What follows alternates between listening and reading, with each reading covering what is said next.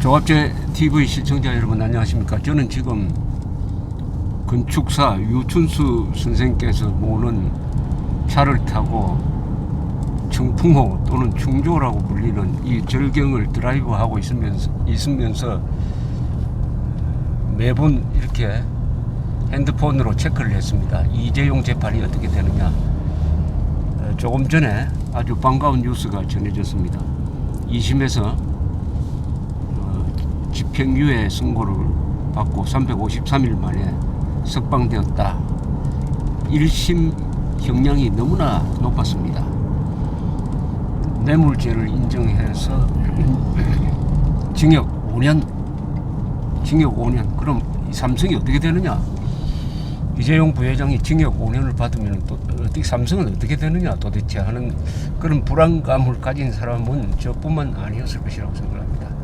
그나마 이번 재판에서 집행유예 4년 353일 만에 석방, 그리고 같이 구속되었던 장충기, 최지성 등등 다른 사람들도 같이 석방되었다 하는 뉴스를 접하니까 일단 안도가 되었습니다. 2심 재판은 1심 재판에서 그 중형을 선고한 법리를, 사실관계를 거의 대부분 다 부인했습니다. 제일 중요한 게 경영권 승계를 위해서 박근혜 대통령에게 잘 봐달라 하는 뜻으로 정유라에게 여러 가지 지원을 했다. 뭐 이런 내용인데 2심은 그게 아니고 특별한 청탁 목적의 지원은 없었다. 다만 정유라가 말을 사고 정유라가 사용한 말, 그 부분은 뇌물로 인정한다. 왜냐하면은 삼성그룹은 그동안에 정유라를 지원하기 위해서 승마협회를 지원한 게 아니고 승마협회를 통해서 승마 선수들을 다 지원을 했는데 그 중에 정유라가 포함되어 있었다. 이렇게 판단을 했습니다. 그리고 1심과 달리 구체적 청탁, 박근혜 대통령에 대한 구체적 청탁도 없었고 포괄적 청탁도 없었다. 이렇게 함으로써 1심 재판 때 쟁점이 되었던 이재용 씨가 박근혜 대통령을 만나서 뭐 해달라고 부탁한 게 하나도 없지만은 당시에 삼성그룹과 이재용 씨가 처한 상황을 미루어 봤을 때 그런 말을 안 해도 그것은 뇌물이다. 그래서 묵시적 청탁, 포괄적 청탁 이런 개념으로 5년 선고를 했는데 그 핵심 사실이 90%가 부인되었다고 본다면은 그래도 한국의 사법제도가 견제하는 기능이 아직은 살아있구나 하는 느낌을 받습니다. 1심은 상당히 정치적 판단을 한 것이고 이 탄핵 사태에 영향을 받은 것이 아니냐, 특검의 무리한 수사에 추인을 해준 것이 아니냐 하는 그 법조계의 논란이 있었는데 그 부분을 2심 재판부가 나름대로 정리를 잘 해주었다고 생각을 합니다. 최근 며칠 전에 국제적으로 어떤 회사의 브랜드 가치를 평가하는 조사가 발표가 되었습니다. 놀랍게도 말이죠. 브랜드 가치, 회사의 브랜드 수천만 개나 되는 세계 이 회사들의 브랜드 가치를 평가한 랭킹을 보면은 1등이 아마존, 브랜드 가치 1,500억 달러, 2등이 애플입니다. 그리고 3등이 작년에 1등을 했던 구글, 4등이 삼성으로 나왔습니다. 삼성전자 3등입니다. 4등입니다. 4등. 그전에는 줄곧 삼성전자의 브랜드 가치는 한 7위 정도를 유지하고 있었는데 이재용 부회장이 구속되어 있는데도 삼성전자가 작년에 기록적인 매출액과 기록적인 수익을 남겼습니다. 그것이 반영이 되어 가지고 세계 제 4위의 브랜드 가치입니다. 그 브랜드 가치의 값을 환산하면은 약 1000억 달러입니다. 1000억 달러. 이 유명한 뭐 마이크로소프트나 뭐 도요타, 벤츠, 폭스바겐을 훨씬 뛰어넘는, 한번 생각해 보십시오. 세계 4등의 대기업, 더구나 산업혁명이 세계에서 가장 늦은 대한민국에서 어떻게 삼성전자와 같은 괴물 같은 회사를 만들어내었느냐 하는데 감탄 내지 감동하지 않을 수 없는데, 그 순간 그럼 이재용 씨가 부회장인데 그분이 지금 실질적인 기업 총수인데 계속 구속되어 있으면 어떻게 될 거냐 걱정을 했는데, 마침 그것과 더불어 안도하는 뉴스가 전해졌습니다. 삼성전자라는 회사는 매출액 기준으로는 세계에서 13등 내지 14등을 오가고 있습니다. 포춘 잡지에서 매년 발표하는 포춘 500 대기업 랭킹에서 최근 13위, 14위입니다. 그런데 월마트라든지 또는 정유회사라든지 또는 전기회사 이런 것을 빼고 제조업 기준으로 하면은 1등이 도요타입니다. 2등이 애플입니다. 3등이 제가 말을 잘못했는데 1등이 폭스바겐입니다. 2등이 도요타, 3등이 애플 또는 삼성전자, 이렇게 해서 삼성전자가 세계 제조업 기준으로는 3위 아니면 4위를 오가는 이런 회사가 되었습니다. 이 삼성이라는 이미지는 한국이라는 이미지보다 더 위에 있습니다. 삼성이 한국 경제에 미치는 영향을 보면은 부가가치 생산으로는 약 10%입니다. 그리고 전체 수출액의 한 20%를 삼성이라는 회사 하나가 받고 있습니다. 그런데 이 삼성이 랭킹이 언제부터 갑자기 올랐느냐 하면은 2009년부터입니다. 2009년에 애플이 스마트폰 시장을 석권하고 있을 때 이건희 회장이 중요한 결단을 내렸습니다.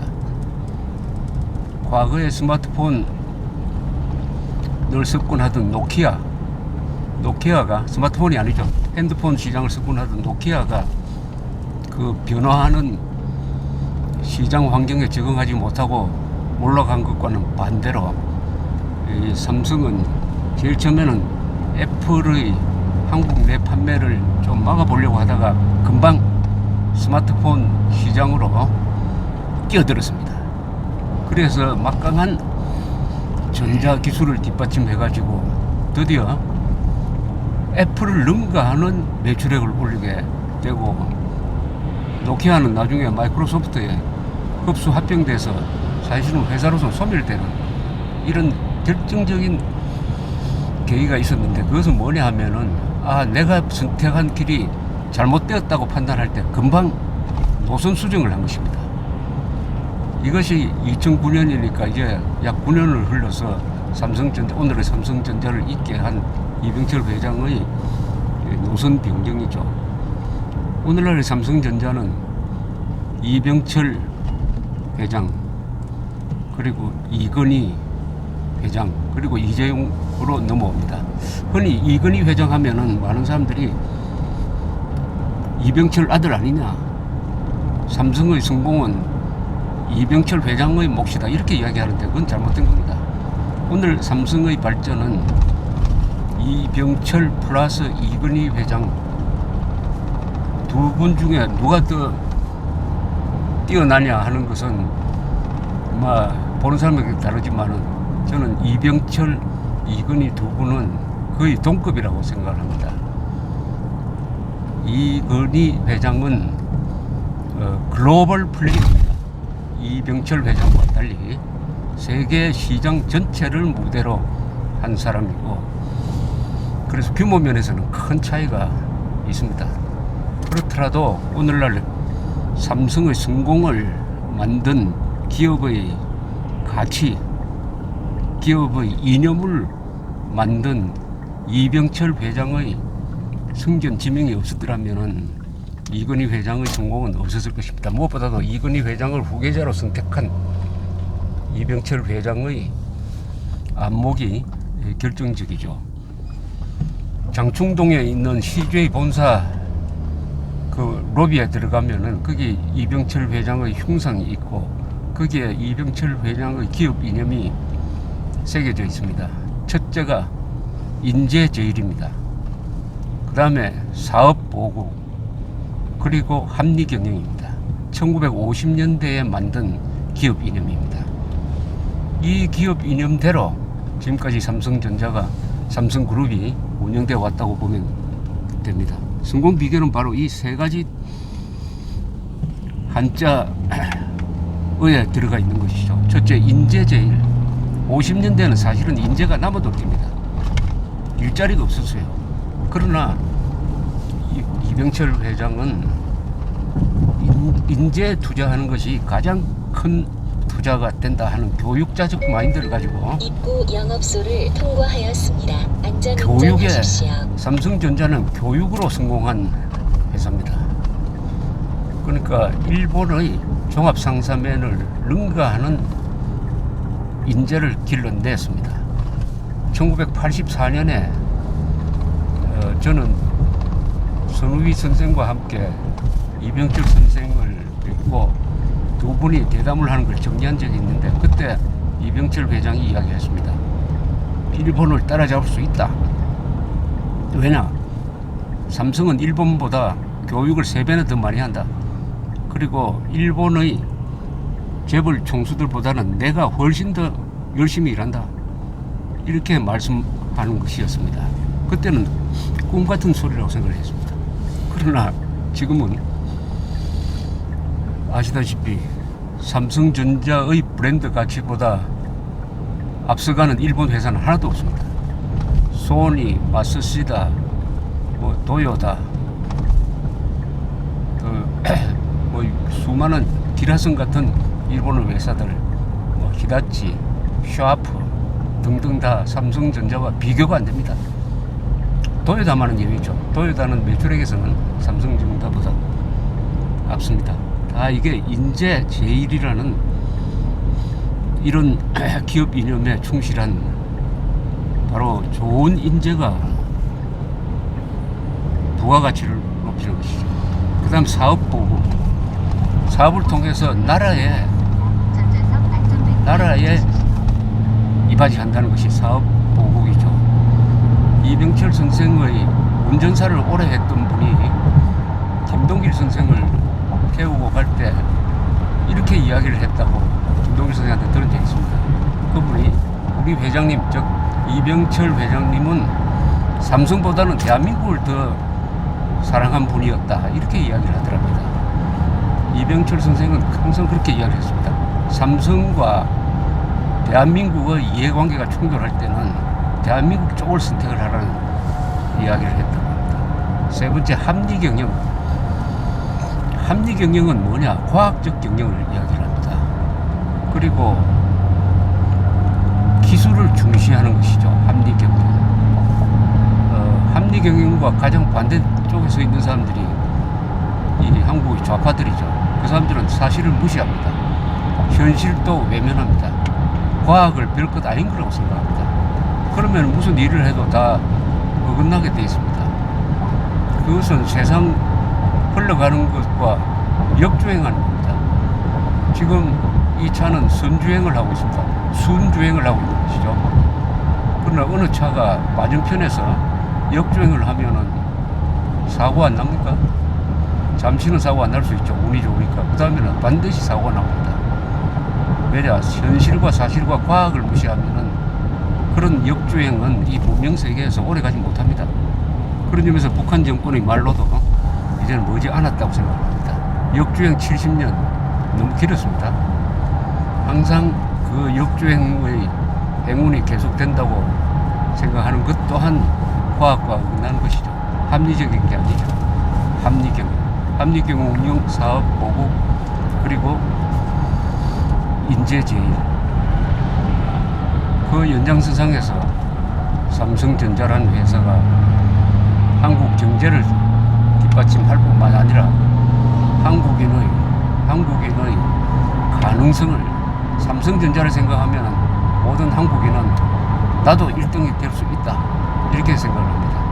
우리가 일본을 능가할 수 있다라는 자신감을 불러일으키는 것이 삼성 아니겠습니까? 삼성이 일본의 모든 기업을 누르고 앞서서니까 우리도 할 수 있다 이렇게 생각하는 것이죠. 물론 여기에는 근거 없는 허영심이라든지 오만이 깃들면 안 되겠습니다만 일단 그런 자신감은 중요하다고 생각합니다. 그런 가운데 이재용 부회장이 지난 1년 동안 갇혀 있었습니다. 한국의 반공 자유민주주의를 상징하는 두 인물이 바로 박근혜 전 대통령과 이재용 씨였는데 두 사람이 다 감옥에 있었습니다.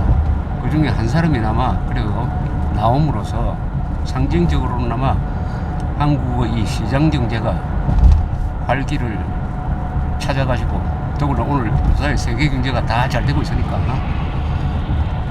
더욱더 삼성전자가 발전하면 좋겠고 그 다음에 박근혜 대통령도 당연히 집행유예로 나와야 합니다. 박근혜 대통령은 불구속 재판을 받아야 합니다. 이번 이재용 재판은 박근혜 대통령한테는 다소 불리한 면도 있습니다. 즉 박근혜 최순실의 뇌물죄를 사실상 인정하는 재판이었습니다. 그런데 박근혜 대통령은 직접 돈을 받은 게 없습니다. 직접 돈을 받은 사람이 아닙니다.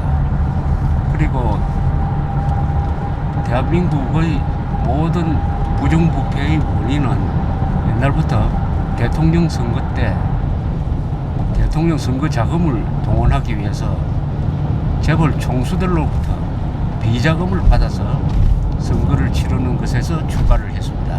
이게 정경유착의 뿌리였습니다.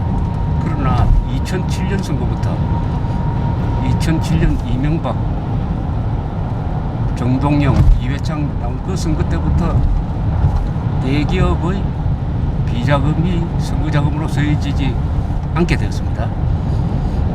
그 뒤에 점점 부패 규모가 줄어들고 대기업으로부터 공공연하게 몇백억씩 거두던 풍조가 사라졌습니다. 그것만큼은 깨끗해졌습니다. 저는 박근혜 대통령이 재임 기간 중에 재벌로부터 돈을 뜯을 목적으로 기업인을 독대한 사람은 결코 아니라고 생각을 합니다. 그 재판은 선고가 앞으로 한두 달 사이에 나오겠습니다. 어쨌든 2016년 10월부터 시작된 탄핵 사태가 보는 이에 따라서는 탄핵 정변이 되고 새로운 정부가 들어서고 해서 1년 남짓 흘렀는데 이제는 이 역사적으로 정리를 빨리 해야 됩니다. 정리를 빨리 하는 역할을 지금 법원이 맡았습니다.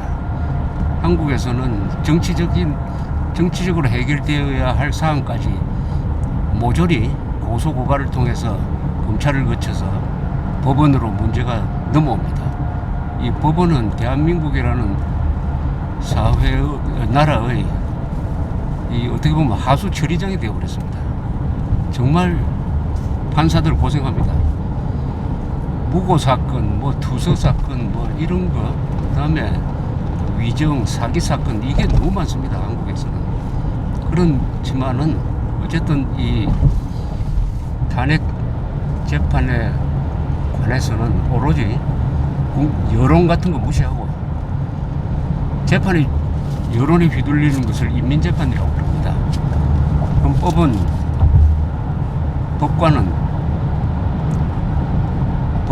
법과 양심에 따라서 재판한다고 되어 있습니다. 법과 양심에 따라서 재판한다고 되어 있지 법과 양심과 여론에 따라서 재판한다는 조항은 없습니다.